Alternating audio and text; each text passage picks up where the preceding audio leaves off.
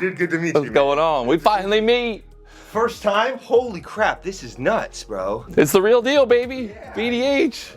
Well, holy crap.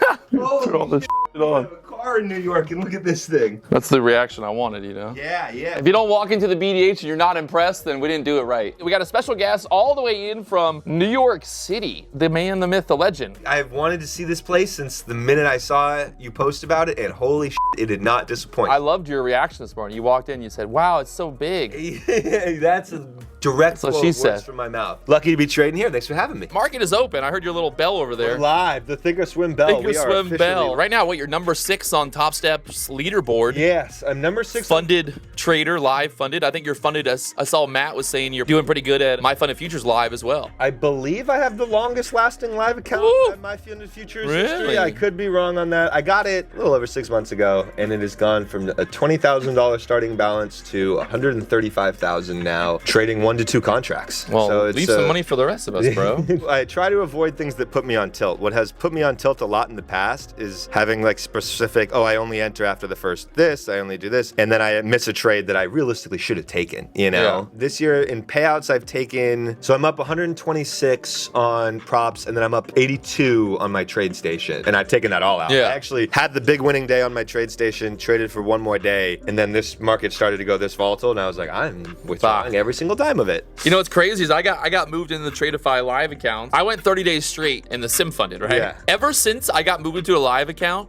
the market has been absolutely fucking nuts. Yeah. Now that I've had both of my live accounts with Top Step and My Funded for like 6+ months, it's hard because when you're trading sim fundeds, you're used to risking $5,000, $6,000, $7,000, $8,000 a day, $8,000 of whatever the sim funded is. You go to a live and it's like you basically need to risk 1% or 2% or it just doesn't work. It's really hard, I found, to survive with a daily loss limit on a live account of more than like 3 or 4% because it just comes down to how many losing days in a row can you handle. I had a stretch in March where I hit daily loss 8 days in a row. How do you mentally like survive that? 8 It days in a row? sucks, but if you have your loss limits in Are your windows place- locked in New York? My windows are fortunately locked. The 8 days in a row that I hit it wasn't because my strategy was failing. I was doing stupid shit. Yeah, Like, yeah. It just and it's also like it's a snowball effect because then you're like in your head you're thinking like I gotta have a good day because I'm down 4 days in a row red. I guarantee if I pulled up and looked at them, most of those trades came from overnight or pre-market. I woke up and I was still kind of annoyed that I got stopped out yesterday. I'm like, oh, I'm gonna get my pre-market entry That's the worst. today. That's the and then I took it, and the next thing you know, I'm daily lost before. I would bet most of those days I was daily lost before market opened. Do you have any rules with trying to like stop yourself from? Do you just like stare at the charts all day? The best thing to stop over trading is physical removal from screen. Whatever my daily loss is like 1 to 2% of that particular account value. I think it took me 1 or 2 days to wipe out those 8 daily loss days. And if you know that, if you've been trading for long enough and you know your stats, then it doesn't really phase you as much when stuff like that happens because it's just a number. It's just math. Trade my same style, catch a couple of bigger winners, and mathematically speaking, those losses will be erased. And those were all gone within 2 days. The worst habit for a new trader to create is trying to be perfect. The market is much smarter than you. It's much smarter than me. It's much smarter than all of us. The part about trading is recency bias makes it really easy for everybody to be a perfectionist. I one time had someone told me they were long and the NASDAQ was pushing up, pushing up, pushing up, pushing up.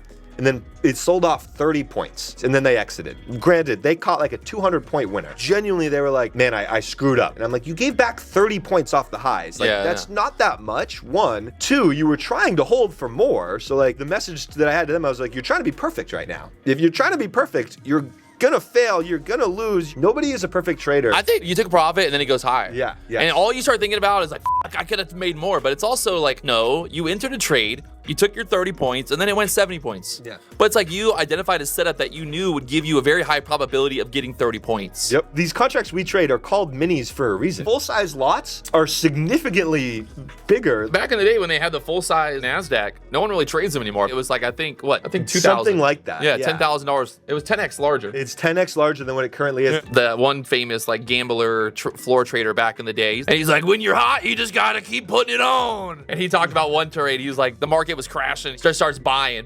At one point, he was down like 20 million, you know, on the trade, like unrealized. Yeah. And then like once he started buying, the market just starts ripping back up. Back in the day, if a big player stepped in, everybody knew. We get a phone call, hey, Jake wants 1,000 contracts. 1,000.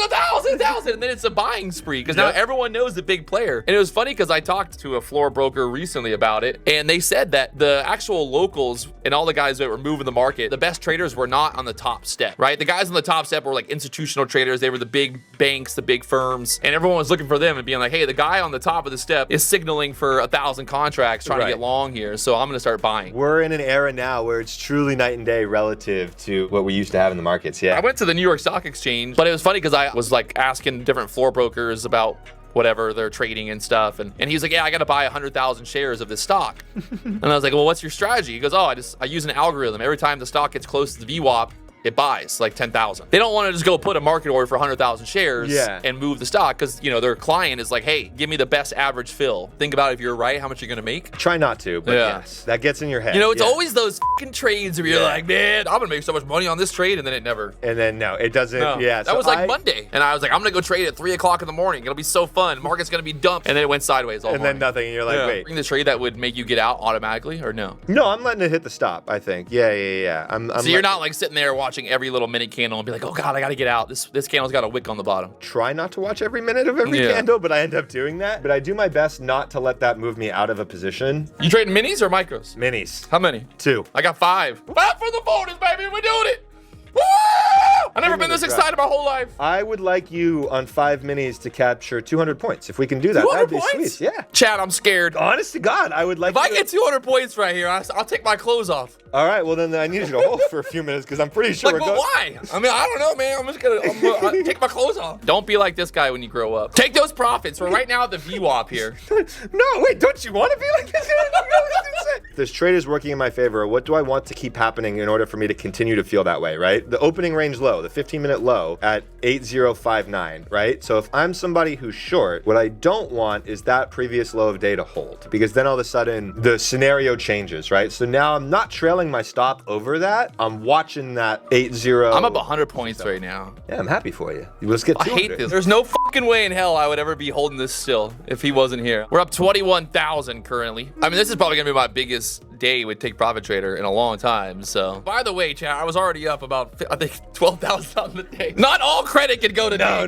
And nor am I'm not trying to take it. I'm not trying to take it. No other show on YouTube in the same league right now. That's the #1 fact. Put it on the board. Put it on the board, baby. Ain't nobody doing it like us. It's important for me 2.5 to 1 when I get in. I would like the market to give me trail spots to kind of give me a way to hold the trade without doing what we did earlier, which is where you have to risk a lot more just to hold it to target. 2.5 is what I like to start with, but I'm always watching the dynamic R as the trade is going. Not bad at all. There's some good trades in here today. I'm a happy camper. And you want to see Rake back here at the BDH, you know what to do. Tell your friends, tell everybody. Oh my God. We are so back.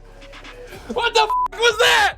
Oh, what the was that? We call Brent Simba. Hi, is this the Tradeify risk department? Yeah, this is us. How do you feel about that last short? You know, in hindsight, I don't think we feel all right, but I think that we feel pretty damn good. What in the was that? I'm confused. What just happened? I turned on the stream, see how you guys are doing. I saw Jake's level hit, Jake's crushing it, and then all of a sudden I put on the live P&L. I'm like, let's see where Patrick's at, and you're floating around, you know. And all of a sudden, that trade, oh my God. No, that was 100 points short. I saw it just retested 941. I was gonna lock you out right before it really dumped there too, but I was like, you know what, I'll let it go. Good thing we did. I can't believe I got filled. That was insane. No live fill at the bottom there. Out right now. All right, thank you. Lock me out. I'm done. You're gonna die when you see this. Yeah. That was a $26,000 short from 950 to 850s. I got 950 to 850. From 932, 820. Are you kidding me right now? It's fucking perfect. That was insane. There's the chart. That was insane. Oh my God, you're back, bro. I'm back. You're back. I'm back. I want to do like a month of like every day just fucking banger traders, bringing people in throughout the day, like full on TV network style. Cause like I said, I'm going to do a whole like rebuild here in the BDH. It was cool when we had Alpine and Nutty Bar here, having 3 people. Cause then like right now it's basically just like me and you kind of like, you know, going back and forth. But having that third person is kind of like, how do you deal with that FOMO and then that like emotion now. Once you have a good system where you're like, you'll catch the next one, your FOMO becomes a little bit less. The one thing I will say too is that if you want to hold your winners, well, you're gonna have to be okay with being in profit, going back towards even, or giving back some of those profits, and that's hard. When you start to like go back and like, man, if I would have just been held that short, I would have rather risked 5K and be fine taking the loss and not worried about if I was up 10K or whatever, and just try to hold short the whole day. But you know, earlier when we were short from the 130s, we were like, oh, it's gonna go down to the 940s. Then it ends up chopping around. Like, so how do you stop yourself from Get away from the screens. if you hit that max loss, you're just done. Personal accounts, the margins are so low that like you don't need to keep money in there. I honestly think whatever money is in a personal trade evade is susceptible to getting blown because it's such low margin, such low access. The whole account balance set on a personal trade evade will be my daily loss limit, right? Yeah. Like theoretically, if I lose 5 or 6 grand in a day, it's like whatever. Here's the only thing I'll say: personal accounts better for tax purposes. 1000%, no questions asked.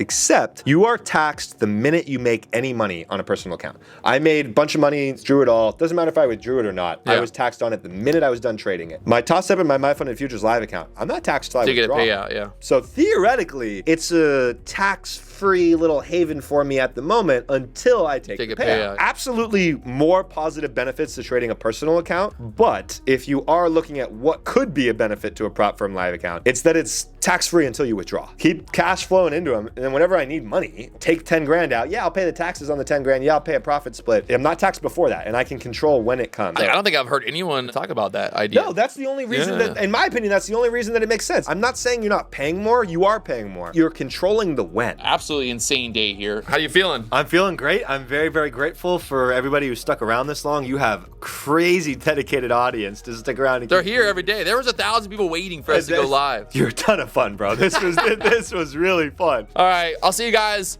later on. Peace to the Middle East. All right, that's a wrap. More days to come. Jake, how you feeling? It was a good day. Hands down the best and biggest day trading show in the day trading space. So I'm very grateful to be here. I'm happy you're green. I'm green. Yeah, man, this was fucking fun. It was a wild day. I was thinking about, I was like, when's the last time I got 200 points on a trade? But like, how often has the market been moving 200 points in a minute? Those key support levels, the resistance, like, yeah, it's 100 points in a 1 minute candle, but it's also still playing out the same way. It's still playing out. Yesterday's high still ended up being resistance. Still yesterday's high. Everything's still the same way. It's just about holding for the move. That's the hard part. Just holding for it. And we did a good job of holding today. Big profits, big everything. So we're gonna grab some Chipotle and we'll come back and do some more fun activities. Yeah, I want to drive that thing. I got you. Might be baby. my last chance to drive a car for a little while.